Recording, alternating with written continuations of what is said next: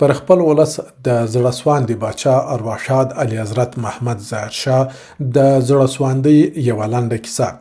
ډاکټر سید مخدوم رهین د اطلاعات او کلتور پخوانی وزیر کیسه کوي چې استاد خلیلي راته وویل یوه ورځ د سهار شاوخوا 4 بجې وې چې د کور دروازه په زوره وټکېده. په بیړه بهر ور ووتلم چې وګورم څه خبره ده. د دروازې تر شا د ارګ موټر چلونکی ولاړ و. راته ویې ویل د اعلی حضرت په کار یې. عاجل مې رسمي کالي واغوستل او ورسره روان سوم چې ورسېدم ومې لیدل چې باچا ډیر خواشینی او اندېښمن دی. ما وپوښتل خبره څه ده؟ په دې شنه سهار کې ولې دومره اندېښمن یې؟ باچا وویل یو ځوان په چاریکارو کې خپل د تره زوی وژلی دی او اوس د مقتول مور د هغه د اعدام غوښتنه کوي او دا حکم باید زه لاسلیک کړم. یو ځوان وژل سوی او اوس به یو بل ځوان د قصاص قرباني کیږي. راځه چاریکار ته ولاړ سو، ښایي وکولای سو هغه بوره مور له دې پریکړې واړوو. موږ په پټه پرته له دې چې امنیتي مسؤلین په جریان کې کړو د چاریکار پر لور وخوځېدو. آن د سیمې هیڅ حکومتي چارواکي ته مو هم خبر ورنه کړ.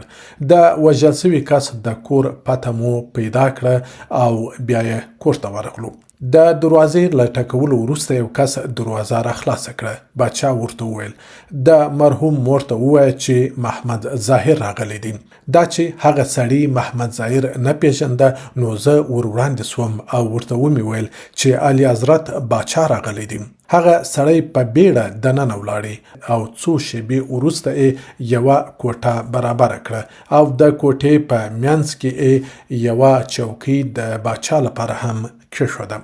باچا راته وویل ته دننه مه راځه.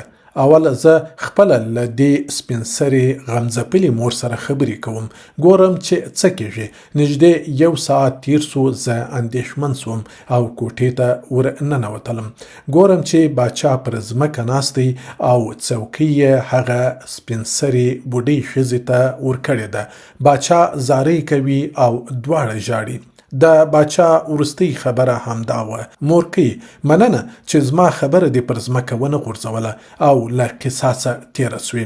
دولت به حتما ستا د مرحوم زوی د وینې بدل یعنې خونې بها درکړي او زه اوس په آرام زړه کابل ته ستنېږم.